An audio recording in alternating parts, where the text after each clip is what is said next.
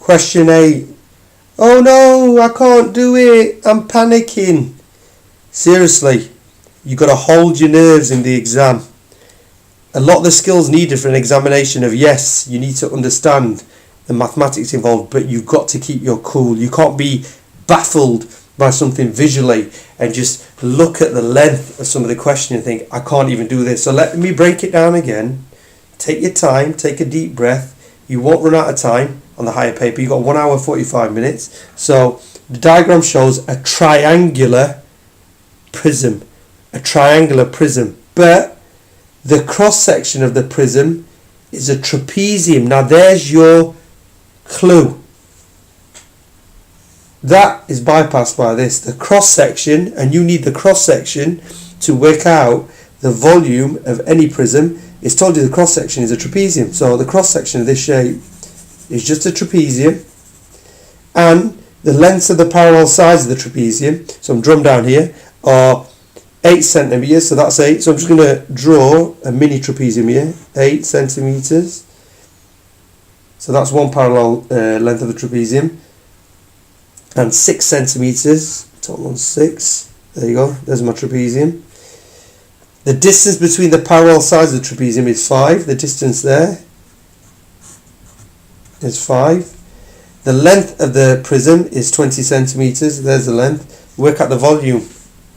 Now, if someone got a question in the exam of a trapezium with one parallel side 6, the other parallel side 8 with a height of 5, they'd be laughing, maybe falling off their chair. How easy is this question? This question that you're going to attempt is 4 marks on a higher. It's no different. The context just looks hard. So what we're going to do now is this. Start with working out the area of the cross section of this trapezium. So the trapezium's there, so just forget everything else. Work out the area of this cross section. It's a trapezium, so we need to know the formula. Formula for working out the area of a trapezium. I'll write it here. It's on the formula sheet on the exam paper. So it's half bracket A plus B close bracket H for height. What that means is this. A, doesn't matter which, is one of the parallel sides, and B is another one of the parallel sides. So I'm going to substitute now. I'm going to take one of the parallel sides, A is 6. I'm going to add the other parallel side, which is B, which is 8 in this case. So I'm going to add 6 and 8 together on my calculator, and I get 14. There we go. So I've done the bracket part. One parallel side, A, one side there, plus B, the other side. So the 2 parallel sides I'm going to add together on a trapezium. Now, here we go now. So I've worked out that 6 plus 8 is 14. Now I'm just going to, it says times by half, so I just half that answer. So now when I times it by half, I just half 14, I get 7.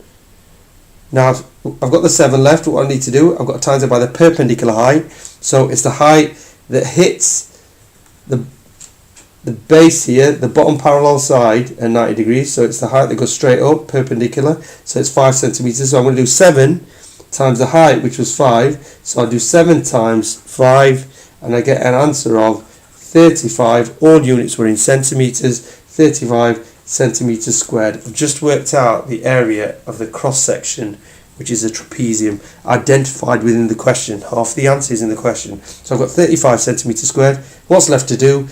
Area of the cross section times the length. It even told you here the length of the prism is 20. You do 35 on your calculator times the length 20.